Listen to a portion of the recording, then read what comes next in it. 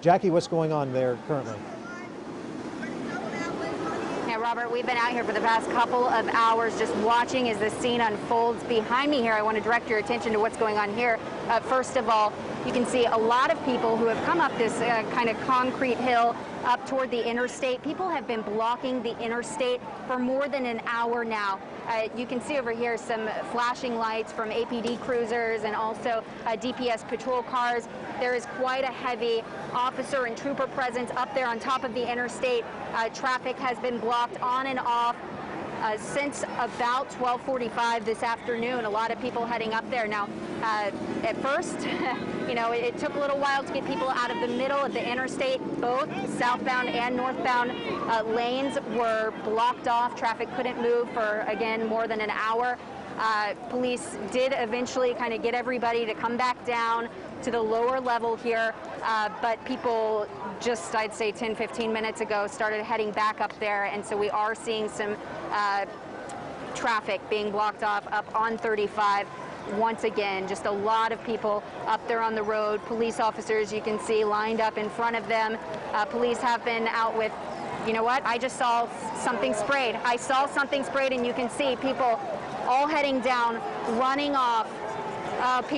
Some people covering their noses. Okay, we hear some kind of shots being fired. It does not sound like a gun was fired, but you see police spraying tear gas, I believe, okay, at the crowds as crowds are pushed down. I mean, people running out into the frontage road right here with cars, not able to go anywhere, people running through the streets. Oh, we see people right here in front of us holding their eyes, lots of people coughing. We're going to move.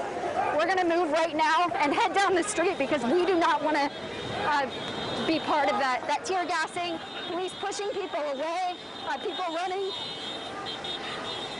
It appeared that APD officers and DPS troopers were spraying pepper spray at the protesters, trying to get them off of the main lanes of the interstate. Yeah. And Jacqueline Powell there is running back to get away from the odor. She's a little shaken up, but is okay. You can see we've got several hundred people who've been there. I can narrate what's going on again.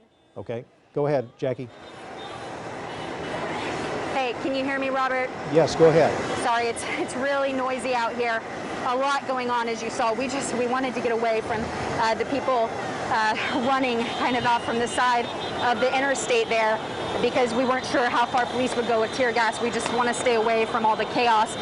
We're hearing some shots. We've seen officers out here with different weapons today. So far, this had remained pretty peaceful up until this point, but as you saw that tear gas being sprayed, this all started about noon today. It started over here, actually. It's kind of hard to see because we've got the overpass in between us, but APD's headquarters on the other side of the frontage road there on 8th Street. This protest started with just, I'd say, a couple hundred people outside of the police headquarters. APD boarded up the police headquarters windows ahead of time. That building's kind of has all windows and big glass doors in the front of it. So they boarded everything up. They were kind of creating a barrier between people and the headquarters building. But from there, we eventually saw about 45 minutes into the protest, people heading toward the interstate. And, you know, as people were up on the interstate at first, things remained peaceful. But as you can see, things are getting very chaotic right now. Alex, our photographer here, is showing you someone is being put into an APD truck. That person, I believe, had twist ties around her hands, has been put in that truck.